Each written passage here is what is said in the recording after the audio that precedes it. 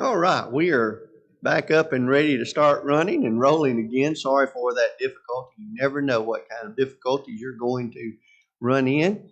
But nevertheless, what we were doing is we were talking about the fact that Abraham was told by God that your seed is going to be beyond number. And we need to understand that those who are children of God, which would have represented these people here in the book of Revelation, chapter 7, they are part of Abraham's seed. Now, we alluded to Galatians chapter 3 a moment ago, but I want you to go there and see this with your own two eyes. I want you to go to the book of Galatians chapter 3, and I want you to note beginning in verse 26 with me. Galatians 3 and verse 26. Look at what the Bible says. For you are all sons of God through faith in Christ Jesus. For as many of you as have been baptized into Christ have put on Christ. There is neither Jew nor Greek, there is neither slave nor free, there is neither male nor female, for you are all one in Christ Jesus. Now, verse 29 in particular. And if you are Christ, then you are Abraham's seed and heirs according to the promise. Question: were these people in Revelation chapter 7 Christ? Yes, they belonged to Christ. Who were they? They were part of Abraham's seed. And so when this text opens up referring to the great multitude, which no one can number, good people, I believe that this goes all the way back to that promise that God made to Abraham back in Genesis chapter 13, as we saw just a moment ago. Now, here's what I want you to think about. With that thought in mind, and keep in mind that this is in the throne room of God. And in that heavenly realm, keep in mind that this is the portrayal of when all of God's people get to heaven. We often sing that song when we all get to heaven. This is still in the throne room. These are all of God's people. John is having this vision of all of God's people there in heaven. Now, I want you to think about that number, that great multitude. And with that thought in mind, I want you to go to Matthew chapter 7. Go with me to Matthew chapter 7. And I want you to look at verses 13 and 14. Enter by the narrow gate, for wide is the gate and broad is the way that leads to destruction, and there are many who go in by it. Because narrow is the gate, and difficult is the way which leads to life, and there are few who find it. Let me ask you a question. How many times have you read that passage of Scripture? Or maybe you've heard it preached on, and you've heard people say, there are not going to be many who are going to be in heaven. And that idea or that teaching is completely and utterly contradictory to the statement that we just read in the book of Revelation chapter 7. What that verse many times has caused so many people to believe is it's just impossible to live the Christian life. There's no way that you can live in such a way that God is going to bless you with a heavenly home. And I'm here to tell you tonight is that's not the message found in Matthew chapter 7. In Matthew chapter 7, Jesus is just presenting the very plain and basic truth that there are two ways in life. There's the broad way that leads to death, and there's the narrow way that leads to life. And yes, the majority of the people are traveling the broad way. But that does not give us the right to come to a conclusion that there's just going to be a handful who are going to be in heaven. When you look at Revelation chapter 7, good people, we need to understand that there is going to be so many people there that they cannot be numbered. Now, granted, they will be the servants of God. They will be individuals who faithfully serve the Lord in this life. But I don't think that this passage is a message of doom.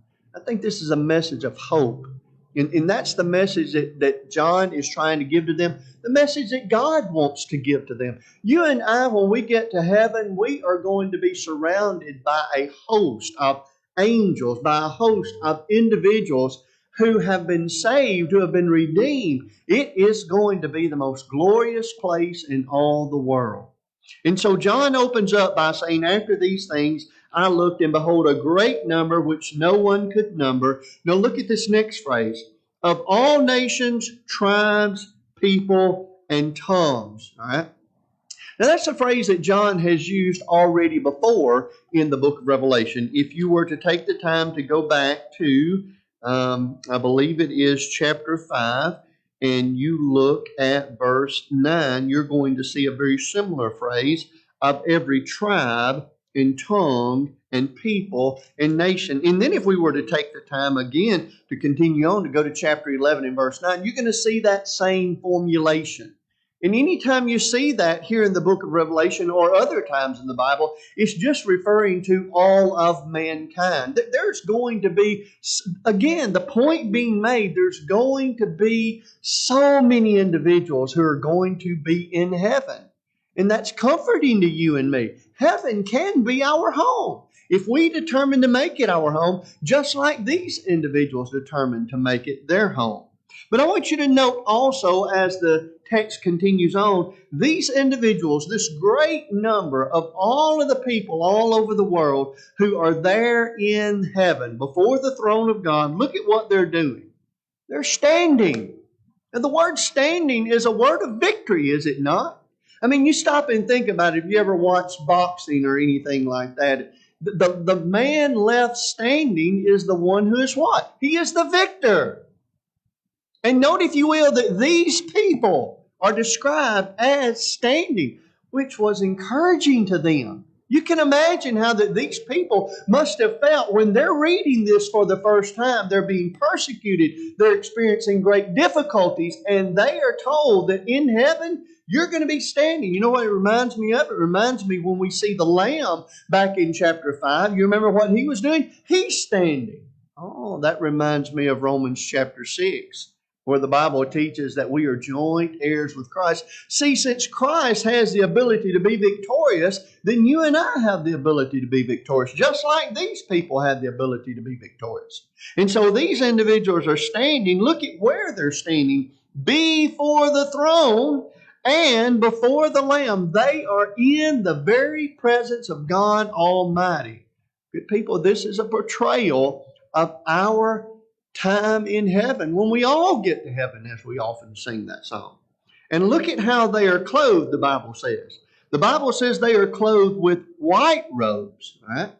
Now, what does the clothing of white robes represent? That's something that we have seen throughout. You're going to notice as we continue through our study of the book of Revelation, you're going to see these phrases, these same redundant phrases mentioned over and over and over again.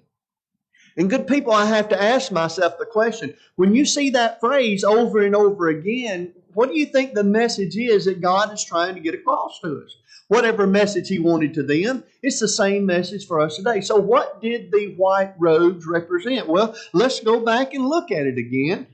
Chapter 3, look at verse 4. In chapter 3 of the book of Revelation, in verse 4, you have a few names, even in Sardis, who have not defiled their garments, and they shall walk with me in white, for they are worthy. He who overcomes shall be clothed in white garments. Note, if you will, that the individuals who are clothed in white garments, they are the ones who did what? Do you see it?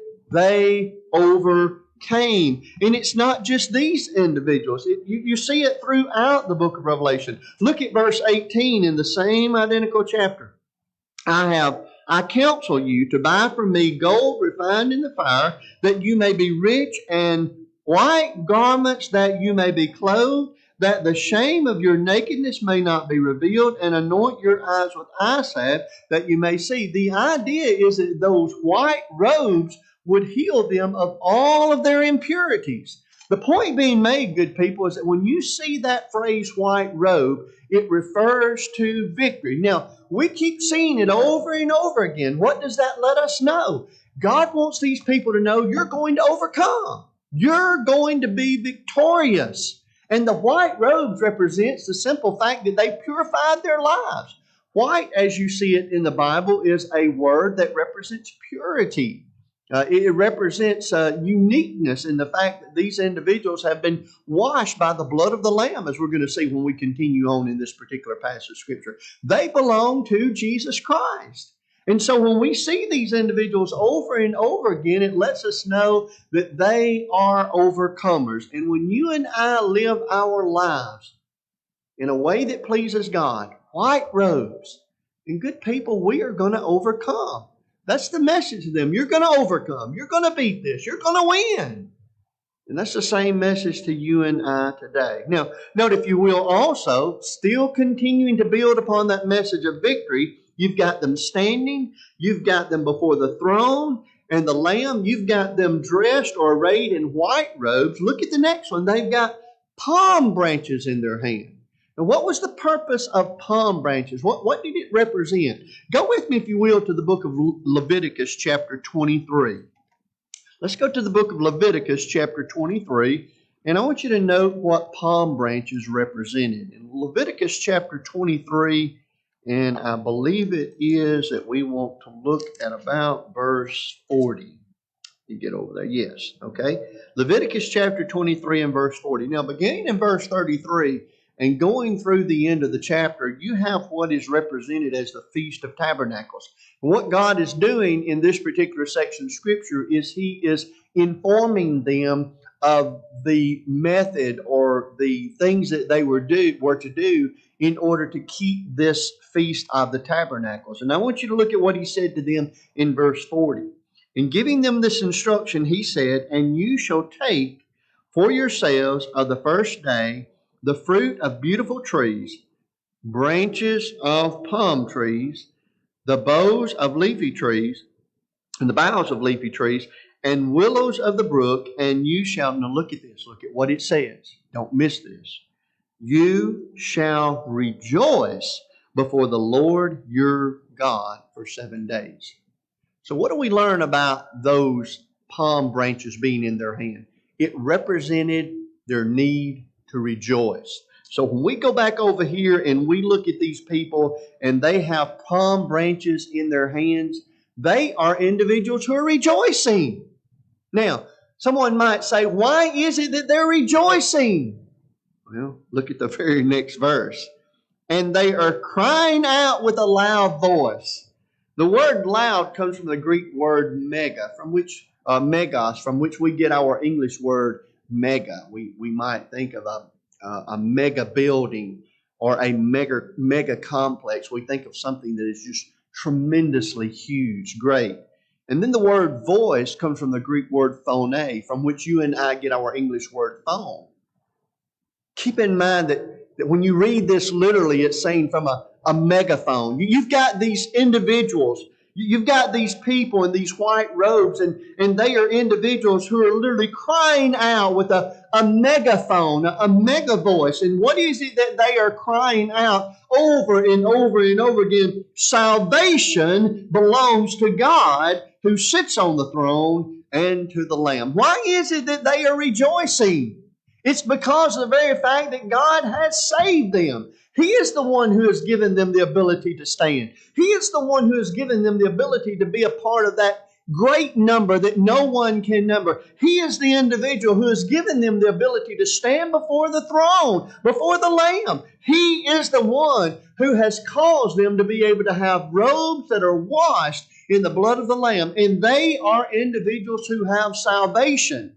Now, the interesting thing about that word salvation is that it can have one of two different meanings. It can refer to deliverance, and it can refer to spiritual salvation. So which one is being referred to in the context of the Scripture?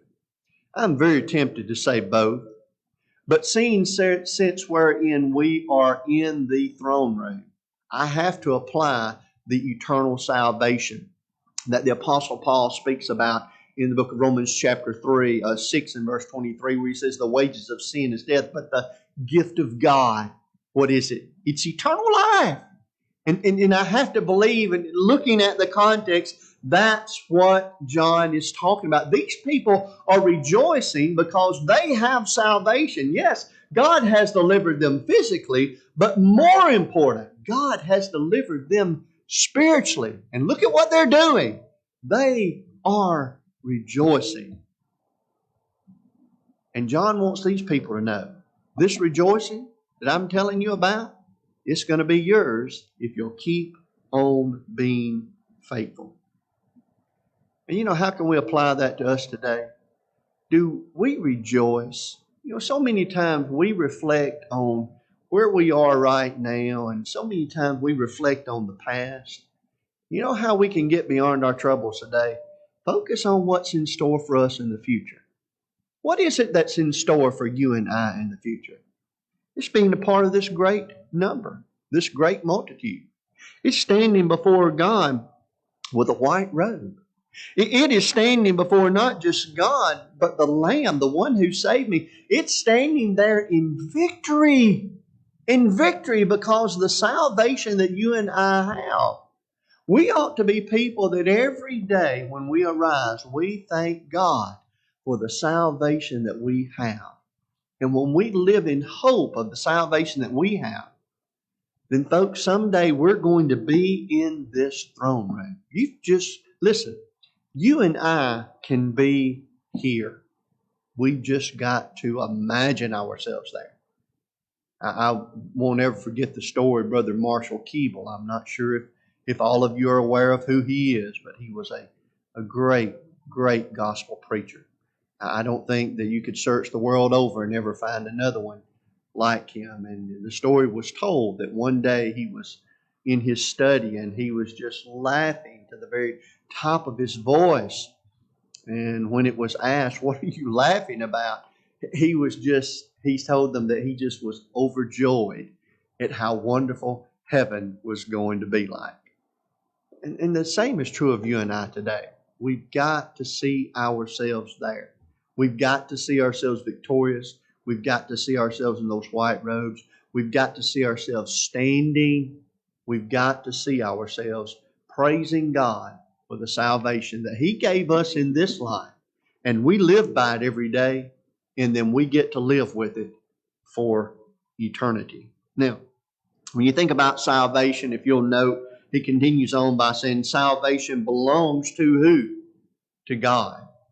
You see, the salvation that God gives us, the deliverance that God gives us, is a salvation and deliverance like no other. I cannot give you deliverance. I cannot give you salvation from your sins, because that is a gift that belongs to God.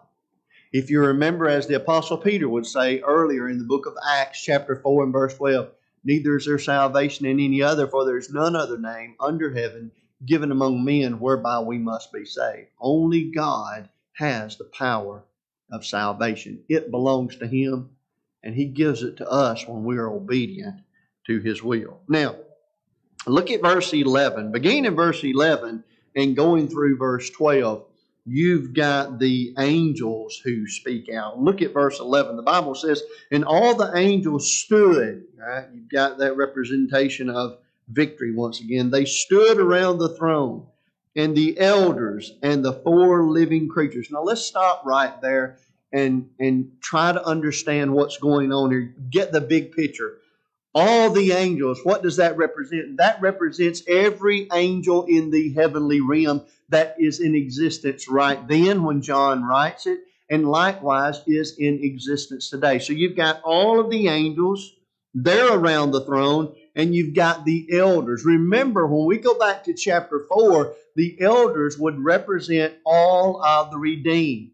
You've got the 12 tribes of Israel, you've got the 12 apostles, and they represented all of the redeemed from both ages, from both testaments, from both periods of time.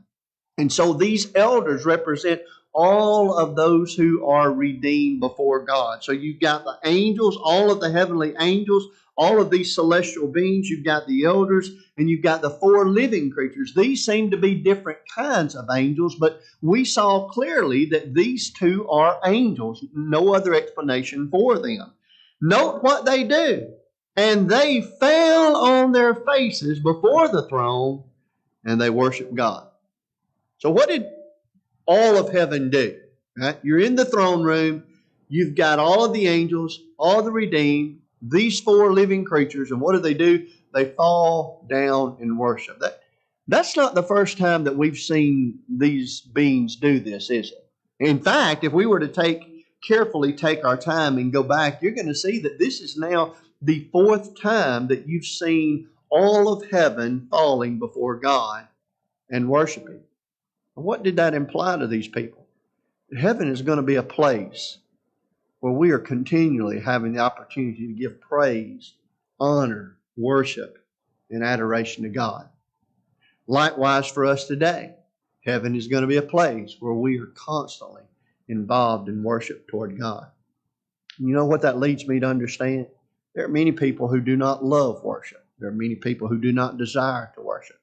There are many who do not have the attitude of David. In Psalm chapter 122 and verse 1, I was glad when they said unto me, let us go into the house of the Lord. And those people who do not love to worship God in this life, good people, they're not going to have the opportunity to worship God when we get to Him, when we stand before Him in heaven. Worship in heaven is dependent upon our love and our desire to worship God in this life.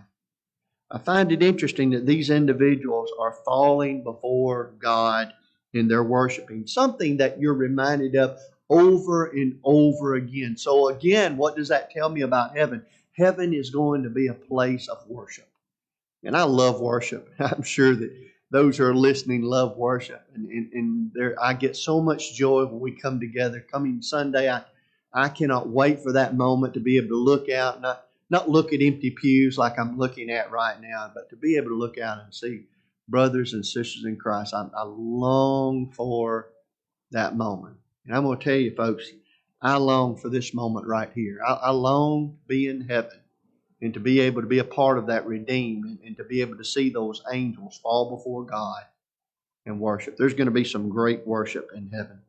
Now, note, if you will, that these angels, they fall before God worshiping. Look at verse 12 and saying, keep on saying. This is a continual process. Note that they say, Amen, blessing and glory and wisdom, thanksgiving, honor and power and might be to our God forever and ever. And here's what I want you to note before we begin to talk about these things. Notice, if you will, that at the beginning of this saying, you've got the word amen. Do you see it? And then the very last word in this verse is amen. What does that word amen see it? When you see the word amen, it represents, a lot of times we say, you'll hear people in a congregation say amen. And a lot of times people attribute the definition of I agree with what has been said. And that is a good definition. But the word amen, as you and I see it in the New Testament, it also means of a certainty or of a truth. And so look at what is being said. You've got the word amen, of a truth. You've got all of these characteristics or these qualities being given to God. And then you've got amen, of a truth. And so what the angels are saying about God is a double truth, or I guess you could say a truth like none other. A perfect truth. I think it's also interesting that when you count these different characteristics that are spoken, you keep in mind amen and amen, you've got exactly seven characteristics made mention. And the number 7, again, as we study the book of Revelation, is a perfect number. So you've got a perfect number of attributes, and you've got it sandwiched in between two amens. And so you've got perfect praise, perfect glory, perfect honor, and perfect worship being given to God. Now, if you'll note, this is not the first time that we have seen a conglomeration of very complimentary compliments being given to God. If we were to take the time to go back to chapter 5 and look at verse 12, you're going to see a very similar list. The only difference is that they are just arranged a little differently. And then there is one other difference. If you'll note that this one has thanksgiving within it in verse 12, and the one in verse 12 of chapter 5 has the word riches. Those are the only two. But other than that, the other 6 qualities that are given toward God are all the same. And so what these angels are saying is that God, they're saying that perfect blessing goes to the Lord. You look at that word blessing there, it literally refers to praise. And when you think about praise, praise is something that can be given many different definitions. It can refer to exalting someone. It can refer to honoring someone. Then again, it can refer to worshiping. I love what David would say in Psalm chapter 9 and verse 1, where he would say, with all my heart I praise the Lord. In other words, David was saying with his entire being, he gave praise to God. Why would he do that? Because God, if there's ever been a being who is worthy of blessing, thanksgiving, worship, praise, well, isn't it God? He continues on, or these angels continue on by not just giving blessing to God, but glory, splendor, and brilliance. God is the most glorious being, and His Son that has ever been known to man. Thanksgiving, gratitude for all of the blessings. I mean, you think about what God has given them, just as we have read in verses 9 and 10. And giving them the ability to be a part of that great number, giving them the ability to stand, giving them the ability to wear white robes and to rejoice and to have salvation. And that's not even the hem of the garment of all of the blessings that we get to enjoy as God's people. And to put the icing on the cake, if you could even classify it as that, heaven is your home. Oh, we have so many gifts to be thankful for. And what John is reminding these people is in a time of desperation, remember to be that individual that you bless God and you give glory to God. And He is an individual who has wisdom, the greatest wisdom known to man. The ability to be able to make great decisions, good decisions, thanksgiving, honor or respect, power, that's talking about ability, and might, which is strength, be to our God forever and ever. Now, I want you to stop right there and think with me for a moment. If history is correct and we have made a proper assumption, then what we are trying to conclude is that these people are about to go through a period of great suffering.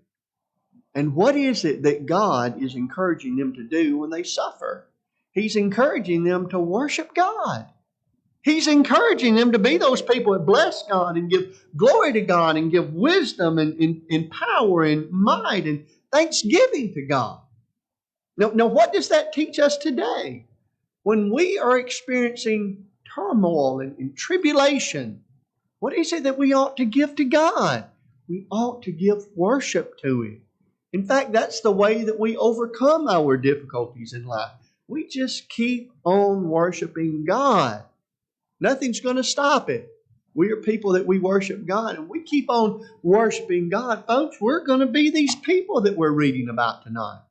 We're going to be able to stand with God there in heaven. Now, that brings us to a good stopping point, and I think we're going to cut off right there. We're going to pick up, Lord willing, in verse 13 and press on next week, because beginning in verse 13, one of the elders is going, or one of the redeemed is going to begin to help John understand something that was important for him, that was important for these people, and likewise is very or extremely important to you and me today. But if there's a message that you and I need to get out of this particular study that we have looked at tonight, is that we can be a part of that great number.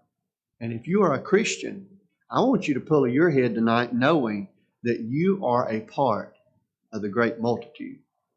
And if you're listening tonight and you're not a Christian, I want you to know that you can be a member of that great multitude through obedience to God's will. Believe that Jesus Christ, the Son of God, John 8:32. Repent of your sins, Luke 13:3 and 5. Confess your faith in Christ, the Son of God, Matthew 10:32 and 33. Be baptized for the remission of sins, and God Himself will add you to the kingdom, His body, just as He did those people on the day of Pentecost in Acts chapter 2 and verse 47. And you can be a part of this great multitude, this 144,000, the servants of God. Folks, I've enjoyed being with you this evening. I love the book of Revelation. I love talking about it, and I love teaching it. And I look forward to our time together next Sunday, or next Wednesday, as we study prayerfully verses 13 through 17. And then we will get ready to go into chapter 8 and look at that seventh seal.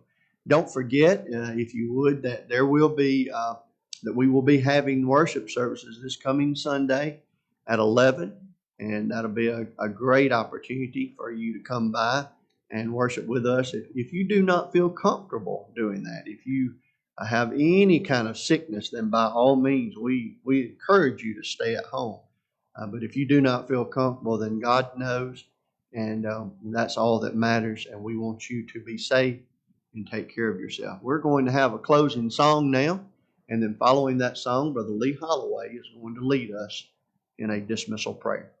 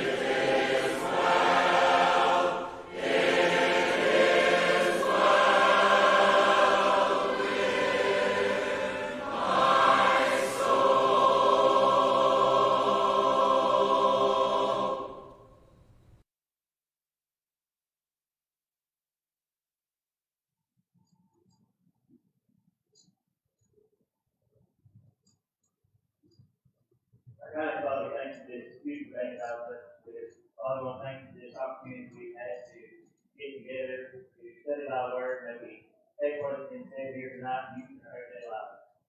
Father, I want to thank you for your Son and our Savior who came down, died on the cross, that one day we may be able to spend eternity with thee in heaven. Father, be with all those that were mentioned as being sick, especially Sister Jeffries. May they return to their much wanted health and be back with us. Father, be with those that have lost loved ones, especially the Thomas family, as they go through this time of grief. May they always look to thee for comfort. Father, be with us as we depart. Bring us back to the next point in time. In Christ's name we pray. Amen.